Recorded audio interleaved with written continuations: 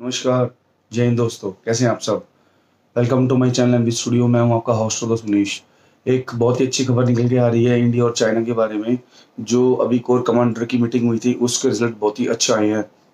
मंगलवार को core commander की मीटिंग हुई थी जो हमारे भारतीय क्षेत्र चुशूल में हुई थी, जो एलएसी के बिल्कुल नज़दीक है। इसमें हमारी तरफ से जो है लेफ्टिनेंट जनरल हरिंदर सिंह और चीन के मेजर जनरल लियू लिंग के बीच में जो वार्ता, उनकी अध्यक्षता में वार्ता हुई थी। और ये वार्ता बहुत ही अच्छे माहौल में हुई है। दोनों देश इस वार्ता पर दोनों देश इस बात पर राजी हो गए हैं कि कितने सैनिकों को और कब पीछे करना है।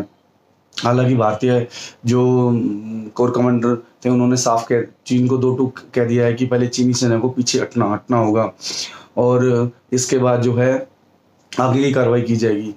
ये जो बात हुई है ये बहुत ही अच्छे एनवायरनमेंट में हुई है।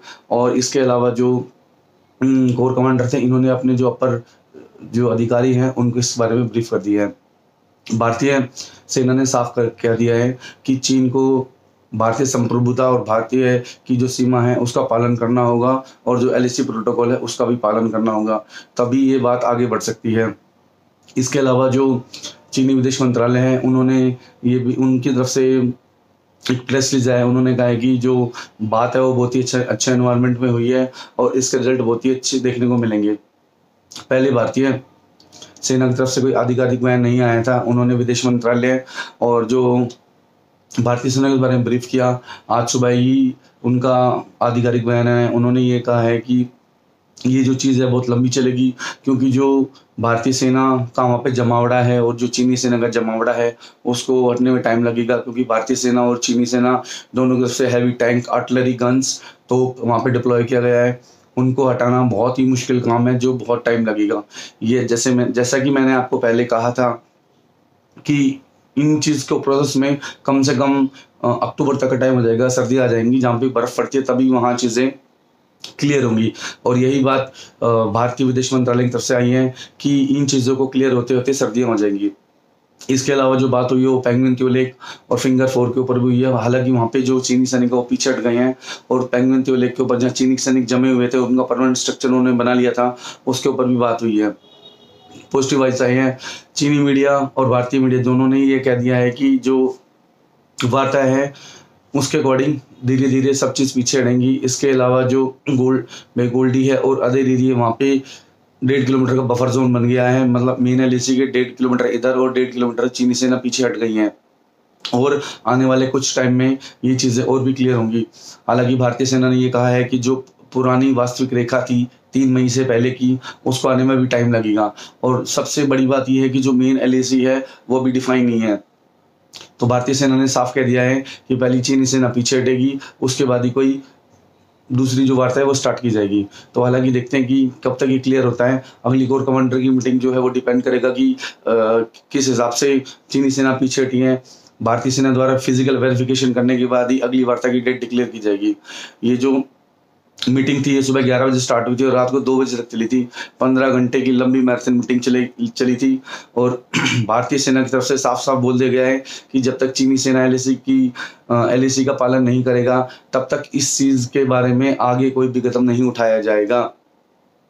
और जो भी जैसा भी आगे अपडेट होगा मैं बता दूंगा आपको।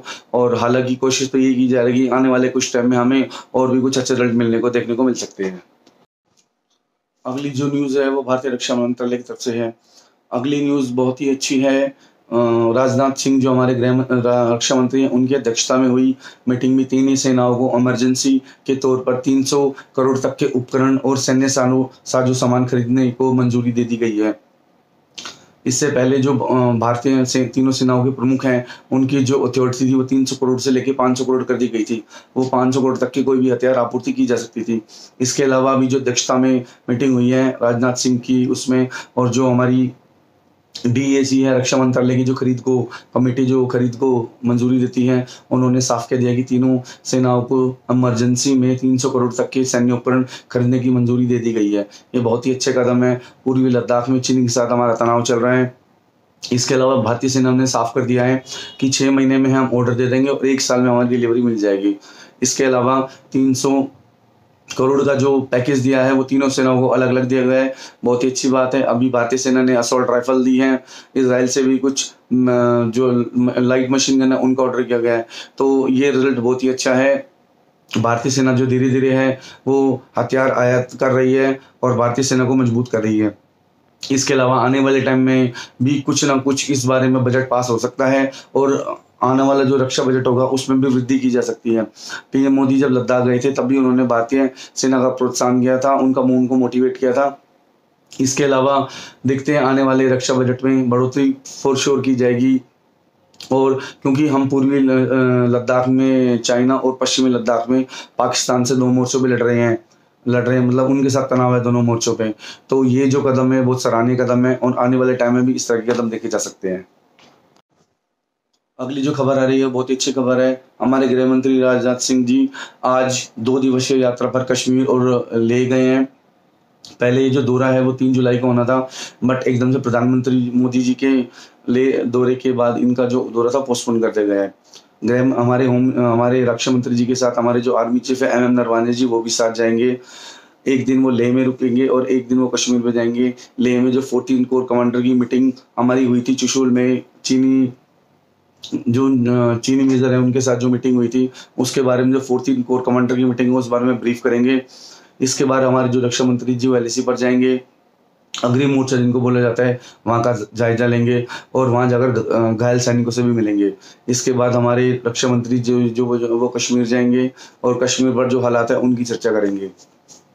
अभी चुशूल में जो 15 घंटे की मैराथन मीटिंग हुई थी उसमें जो कोर कमांडर रिजल्ट निकल के आया था उसमें 14th कोर की जो मेजर जनरल हरिंदर सिंह है वो रक्षा मंत्री जी को ब्रीफ करेंगे कि एग्जैक्टली क्या क्या हुआ था और उसके बारे में भी अगला दिशा निर्देश रक्षा मंत्री की तरफ से जारी किया जाएगा। बेसिकली जो 14th कोर की मीटिंग हुई थी उसमें जो ड्राफ्ट बना है उसको वो प्रस्तुत करेंगे, बेसिकली क्या तनाव है और आगे क्या प्लानिंग होगी। उसके बाद सेना की मीटिंग और हमारे इसके अलावा एक गठन किया गया है जिसमें IAS ऑफिसर और पुराने सैन्य कर्मी हैं जो सिर्फ चाइना के ऊपर ही काम करते हैं, उनकी क्या पॉलिसी, उनके बारे में क्या पॉलिसी बनानी है उसके बारे में भी रक्षा मंत्री जी ब्रीफ लेंगे और उसके बाद ही आगे की रणनीति तय की जाएगी। कश्मीर में जाके भी हमारे रक्षा मंत्री जी ब्रीफ लेंगे, पाकिस्तान के साथ क्या हाल चाल है, अग्रिम मोर्चों पे बोलेंगे। अभी पिछले 2-3 दिन में जो टेररिस्ट एक्टिविटी बढ़ गई हैं, हमारी भारतीय सेना जो है आतंकवादी को मार रही है, उस बारे में हमारे रक्षा मंत्री जी ब्रीफ लेंगे। तो दोस्तों इसके बारे में जो भी कोई अपडेट होगा मैं आपको बता दूंगा। और 2 दिन का राजनाथ सिंह का दौरा है, जो भी दौरे के बारे में अपडेट को बता दूंगा। इसके अलावा अगली कोर कमांडर की मीटिंग कब होगी, मोदी जी इस बारे में क्या स्टेप लेते हैं, रक्षा मंत्री जी का क्या बयान आता है, वो सब मैं आपको अगली वीडियो में बता दूंगा। दोस्तों आपका बहुत बहुत थैंक यू। मैं तहे दिल से आपका धन्यवाद करता हूँ मेरे 1000 सब्सक्राइबर कराने के लिए। आपका प्यार ही है मुझे मोटिवेट किया है। जो आपने मेरा 36 डेज में मेरे 100 सब्सक्राइबर करा दिए हैं। आप मेरे साथ ऐसे जुड़े रहिएगा, बेल आइकन को दबाइएगा। मेरे साथ अगर आपको ट्विटर, इंस्टाग्राम या फेसबुक पे जुड़ना है, नीचे मेरे लिंक दिए गए हैं, वहाँ पे मेरे साथ जुड़िए। और मेरी जो भी पुरानी वीडियोस हैं उसमें नीचे सारे लिंक दिए हैं, वहाँ पे आप कर सकते हैं। इसके अलावा जो है आपको नई नई लेटेस्ट खबरें मिलती रहेंगी। तो दोस्तों आपके प्यार के लिए बहुत बहुत धन्यवाद। ऐसे ही जुड़िए मेरे साथ। जय हिंद दोस्तों, मिलते हैं अगली वीडियो में।